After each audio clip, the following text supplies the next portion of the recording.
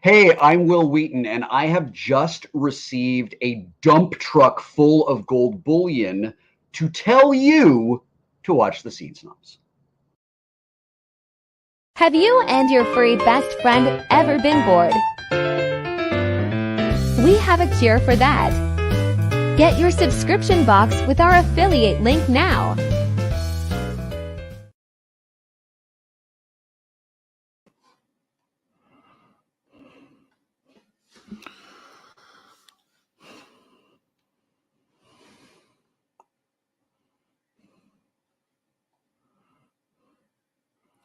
What's going on, everybody? Welcome to Scene Snob Reviews of Hocus Pocus 2.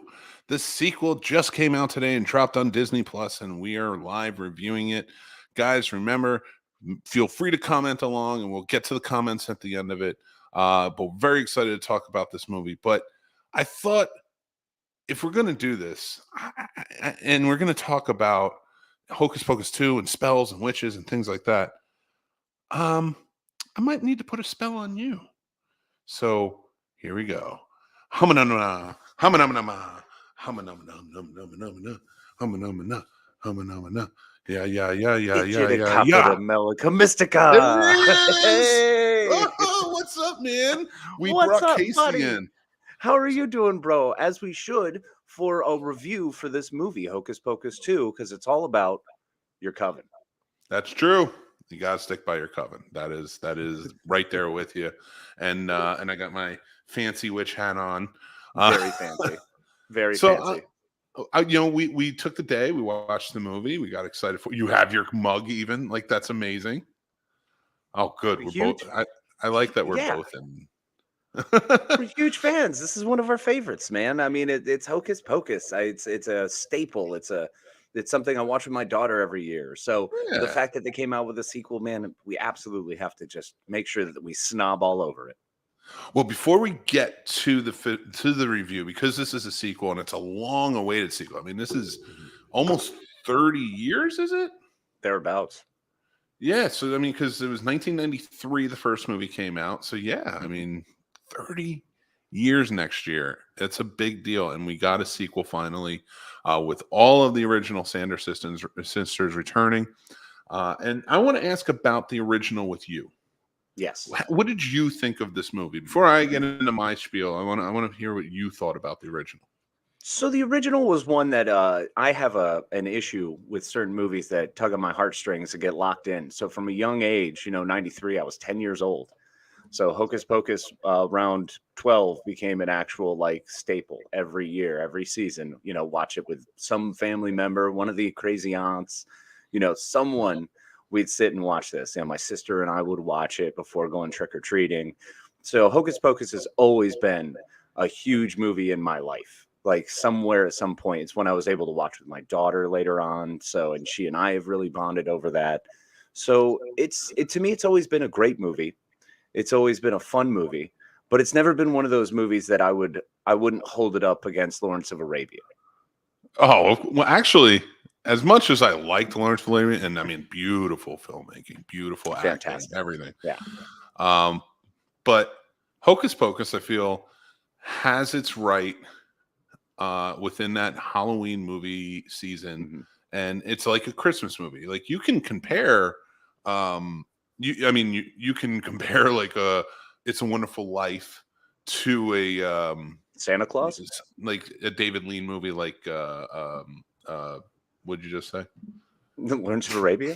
Lawrence of Arabia. It's one of those ones. One of those John Ford movies. I don't know. Yeah, it's one of them. Like Lawrence of Arabia, or such, and those sweeping epics that he did. But it's still like It's Wonderful Life. Like I'm not watching Lawrence of Arabia at Christmas. I'm not watching Lawrence of Arabia at Halloween. Like this I am. And so I feel like this sticks with you. Agreed. Hocus Pocus never went out of my mind. Lawrence of Arabia has. No, totally fair. I mean, it's one of those that every time it's Halloween time, even close to Halloween time, Hocus Pocus is one of the first ones to get excited about. Well, I'm a late bloomer to this movie. Because I didn't have it on VHS when I was a kid, and I didn't go to the theaters to see it, so it wasn't one of my main kind of revisits every year. I think I saw it when I was in high school, and when I saw it, I think I had passed that That's fair. prime for it, and I was kind of like, whatever. It was fine. It's a kids movie, you know. Yeah, it's cute. Whatever. It's fun. Yeah. But as I got older and then I started having kids and started watching things every year, I was like, and my wife loves it. Mm-hmm. It was a staple in our household, but just because of her, and the kids love it now, I was like, all right, I'm in. Let's do this. Let's watch it. And I like it. And so now the sequel's out. They haven't watched it yet. We're watching it tonight all together. Goodness, so that's exciting. We're doing a double feature. We're doing the Munsters and then Hocus Sweet. Pocus 2.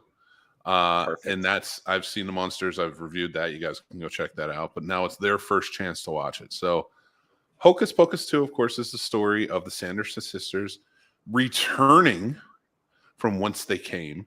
But there's a little more in-depth. There's a little more heart to it. There's a little bit different in its tone from the children eating monsters they were in the first one. Well, they still bring up eating children pretty well. And that's when we were talking about it earlier before you had watched it. I was like halfway through it. I think I said that to you. I was like, they handle it well. It's just, just different. So we got into it. We watched it, and for me, I think because now it is a staple every year. I watched this one. I was like, it didn't have the same feel to me. It's a great looking movie. Yes. I love what they did from when they go into the past, when they're in present day. Everything they did, the looks were great. Mm-hmm. One thing they did that hit, and I didn't think it was going to because it was part of the trailer. When Kathy Najimy's character is on the Roombas. Yes. And she's like skating the Roombas while they all have the brooms. And like they're playing off of the vacuum cleaner from the first one, which I thought was funny in the first one. I was like, okay, Roombas, you're pushing it too hard. I will tell you, they did not push it too hard. It landed. It was funny. Go ahead. Roombas hit perfectly. I was mind-boggled by how good that played. I really didn't think it was going to. I did not think that was going to play as well. I kept waiting for pieces, kind of every part they did. I kept waiting for something to fail, for something to fall short, for something to be a little less. And this movie was not. And a lot of sorry, I don't mean to cut you off, but I just want to stick to Roombas real quick. Mm-hmm. And it's the fact that a lot of movies will introduce something for a gag and then it won't return or won't have a payoff. Right. And you're just kind of like, all right, whatever. The gag worked or it didn't work. There is a payoff for the Roombas. There's a reason they're there, and I loved that. Yeah, they did a fantastic job with the twice. Like twice they brought the Roombas back. This is one of the things I've enjoyed about Hocus Pocus, and they did a good job in translating this to this new sequel. Everything pays off. Even the book still comes back into play because you never fully unlock everything about the book because these are kids not understanding what they're dealing with, and they constantly find other things that the witches know, but will revisit later. And they did a really good job of that. And Billy Butcherson, there was a payoff there with it. Doug Jones as Billy Butcherson is so freaking great. He's one of my favorite parts of the first movie, and he absolutely crushes in this one. I think he's 1,000 times better. They did such a fantastic job with him. Him and Sam Richardson played so well together. That was hilarious. They were their own little buddy cop movie going along. The own little story. Oh, they worked so well. The addition of Sam Richardson being in the movie was really well done, and his tie to the first movie was really good. Yes. The three young ladies that they have starring in the movie, who are like their own new little coven, and I think it's what were their names? It was like Izzy, Becca. Becca's the main one. Izzy and Cassie. Cassie was. Becca played by Whitney Peak, Izzy by Belissa Escobedo, and Lilia Buckingham played Cassie. And they all. I really liked them. I liked them in this. I thought they did a great job. I liked the addition of the boyfriend. I think his name was Mike. He was hilarious. He was so funny. He secretly was one of those quiet, perfect comedy relief parts. It was just brilliant. There's even a payoff with him because you think he's going to be the jerk jock. And then by the end, he's like sitting there saying to him, like, no, I never did this. And they're like, yes, you did. What do you think that is? And 100% he was, but he was being innocent about it. Yeah, he didn't realize he's just that dumb, and they played up Meathead Jock very well. Yeah, that They really did a good job. so I like that aspect. A lot of people were when this was first announced and it was being filmed. A lot of people came back and was like, "Is this needed? Is it needed? No." But I think this is the type of movie where it's okay. Like This is a nice revisit. I think it's a revisit that we don't get enough of, and it was done really well. And I think these are the sorts of revisits we want. The ones that they aren't necessary. They don't need it. Look, Hocus Pocus ends pretty definitively.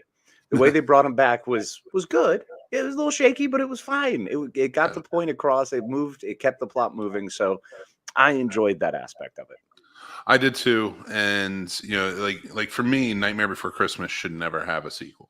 It's Fair. A good one and done type of movie. Well done. If it were going to, it should have been back then. And since it never did, I don't think it should be revisited. But this is a movie. It's a fun movie. It's a Halloween movie. We should be making more of those, especially family oriented for kids to jump into. And that's what works for this.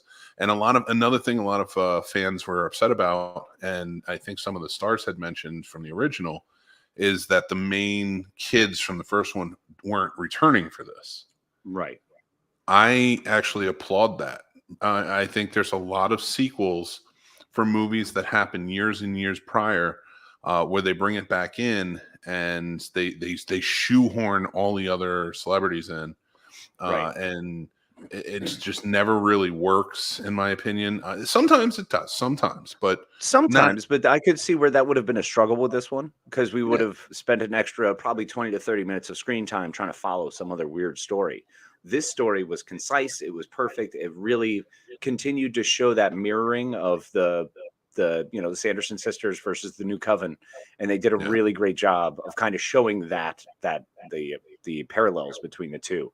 And I think having Omri Katz, Vanessa Shaw, anyone else in there would have just turned that and twisted it a little bit. And I'm really glad the cat was not Binks, because that would have messed me up, man. If Thackeray Binks came back after the way they end Hocus Pocus, that would have sucked. No, and that's what I think touched on. You added the cat. You didn't need to add the other kids, because let's be honest, let's be real about this. Their story was told and it was done. Mm-hmm. This was something new. The reason the girls bring back the Sandersons works. It was written really well, and why the whole premise, I think, worked for it. And not including those, but bringing a new life into it with younger kids worked for me. I thought it was really well done. And you're right, not having Binksy there was a big thing. But having the black cat was. Yeah, it was a nice nod to that, and also you get that silly moment where the sisters see this black cat and get to have a freak out like, "Thackeray Binks, thou mangy beast!" It was fantastic. Yeah. So through all of this, I thought it was a really well told story. I don't want to give too much away for anybody. Hannah from Ted Lasso, who plays the owner in Ted Lasso, her last name is escaping me, even though I have it right here. Plays a really good character. I cannot remember her last name for the life of me at the moment, and she has a cameo in this, and that's it. And she does a great cameo. And I really liked her cameo. I don't think she needed much more. They nailed it with what they got. Yeah. Hannah Waddingham, that's right, and Tony Hale was in it. All the new additions really worked. And Tony Hale was great because he plays the two characters. So there's a historical version that he plays, and then the current version, the modern day, and he's just wonderful. He's a delight. Yeah, and I love how different they are. They're so from each other. So overall, I think we both really enjoyed this movie. I think it's before we give our ratings. It's just a really well done movie. Good story, good family fun. I think they did right by the Sandersons. In the middle, I was kind of questioning some things, but by the end, I was like, all right, they were still the bad guys. Mm-hmm. I'm okay with it. And you had that parallel to them with the other girls, right, all coming together and the friendship story. So I dug it overall. And, and they always and overall I'll agree with that. They always have that issue with with trying to maybe soften the main villains, make the main villains more relatable, you know, give them a backstory that makes you fall in love with them, like with Cruella. But they did not do that with this. They made them a little understandable, but they still ate kids. And I think that's one of the good things. They didn't lose sight of that. Hocus Pocus 2 for me really hit the nail on the head with being a return to Salem, to these characters, to this environment, and especially I got to give that shout out to Doug Jones. He really for me elevated this movie and made it more enjoyable by having that extra line going. I like that he wasn't a dopey character in this one. Yes, he was. They brought him in, and he should be there, and he got the send off that he needed to. Absolutely. And the sisters were all fantastic, man. Having them back, they just nailed it. Kathy Najimy is fantastic. I think she's one of the funniest people. She's so good. Bette Midler really elevated her Winifredness and did a fantastic job there. And Sarah Jessica Parker nailed it. I mean, she played the ditzy very well, and they actually gave her more lines in this movie. So that was fun. Now, there were some things that, I was like, all right, I'm not feeling this. Mm-hmm. They added more songs to it. Yep. Where they were singing. And I was like, it's not that I'm against them, but it's not a musical. Like when they first come back, and I don't think it's a spoiler to say they sing a song. It's like that was weird. That was weird. I wasn't ready for that. I liked the first one when they sang the song because it added that element and they were putting a spell on everybody. Right. And they did that again in this one with a different song. And I thought that was cool. But I was like, but you added a couple of more around, and I'm like, I get you have Bette Midler singing a song, and that I get that works, but it just didn't. I felt those felt disjointed to me. There were definitely parts of this movie that were it was disjointed, and that's that they kind of threw some bits in there and tried to harken back to the old, a little tight in certain areas, and that it created inconsistencies that made it odd viewing. Yeah. So I will say that was definitely. There were some spots that weren't necessarily 100%. All in all, I think it's a great follow-up. But you're right, that the song bit right in the beginning threw me hard. Yeah.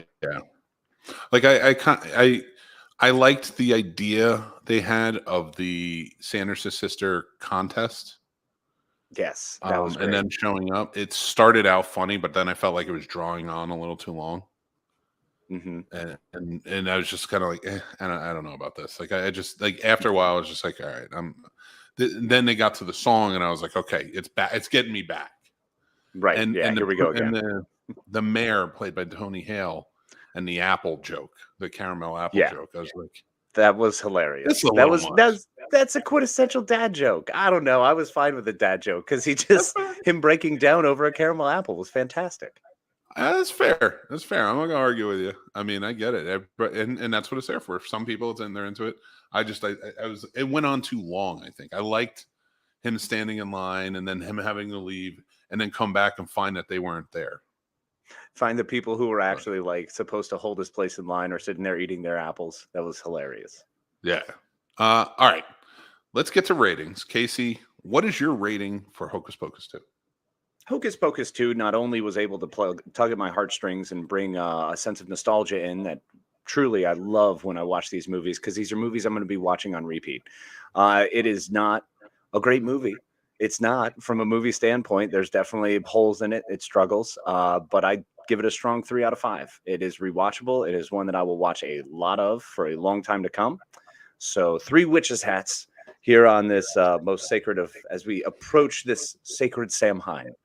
So it was a wonderful movie. I highly recommend that you definitely check it out, watch it. It's fun. It's good for the family, and it'll make you smile. So who doesn't want to do that? I love it. All right. That was a good one. I went a little bit higher than you. I agree with everything you said. It's not the perfect movie. It's a good movie. It's worth checking out, and it's probably worth adding to the rotation every Halloween. I'm sure we're going to watch it a couple more times because my wife is going to love it.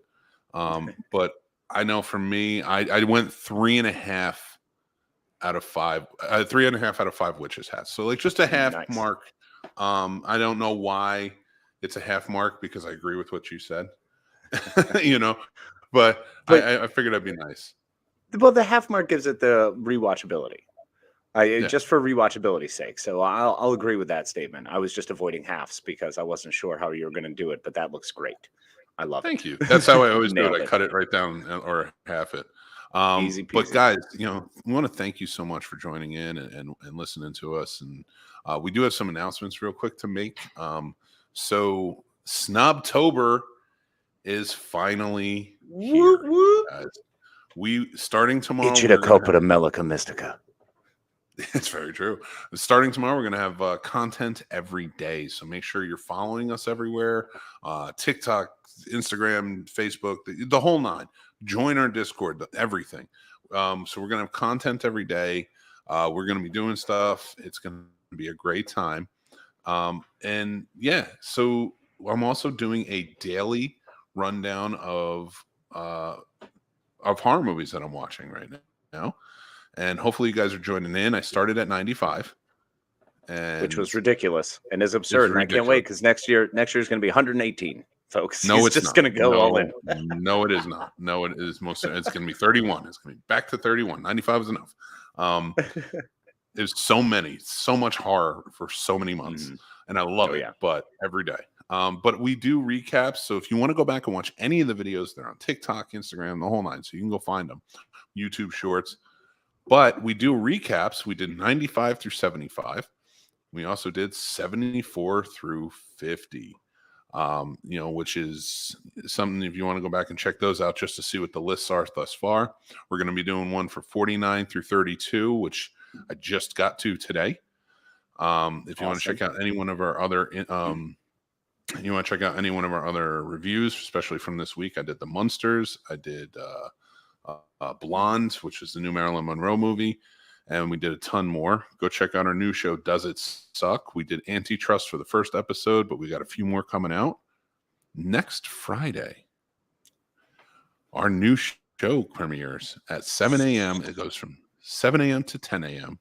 So excited to do a morning live show. Here we go. It's the Scene Snobs Morning Drive Live Show. Damn Super right. stoked to be doing that with you in the morning, brother.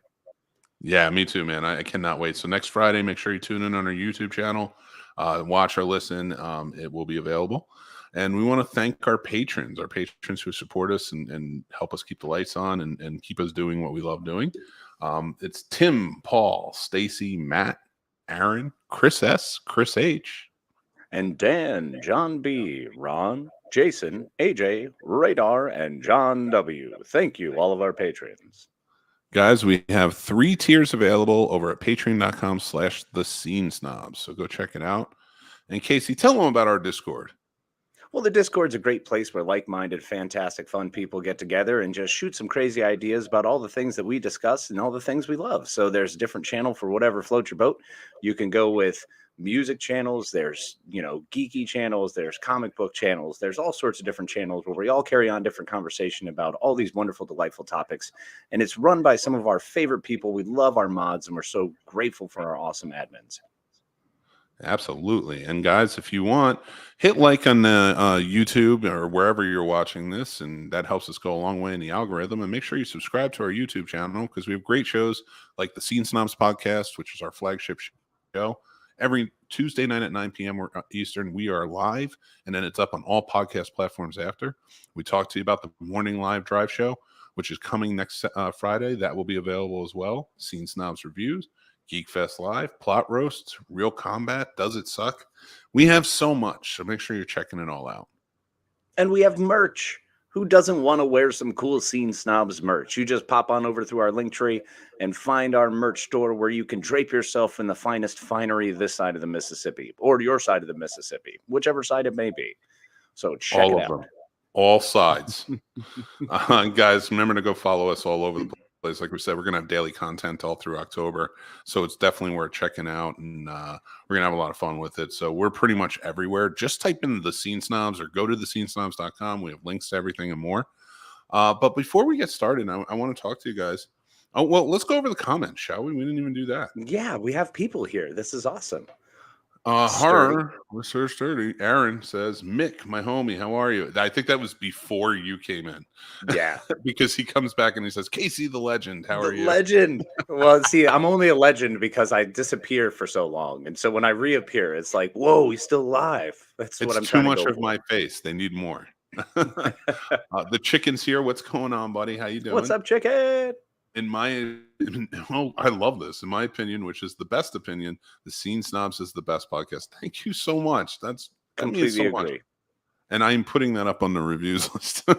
You should. Absolutely. Matt Wright's here. What's up, Matt Wright? What's up, brother? How you doing, man? Casey doesn't show up for Blonde review, just jumps at the chance for Hocus Pocus. Absolutely. He does. I'm not going to watch Blonde. I will save him halfway through, and that was enough. I don't even know how you did that.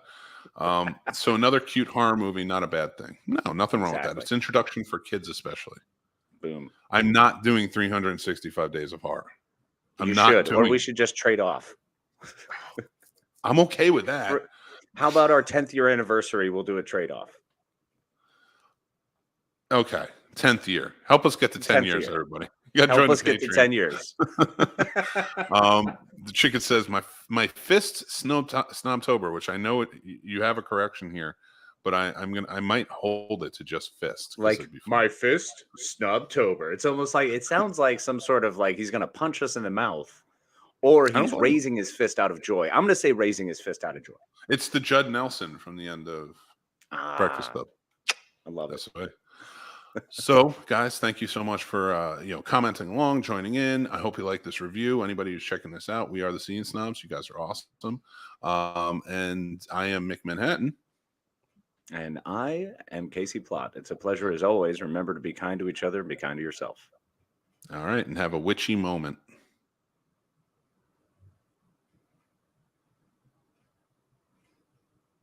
Yeah, I added it.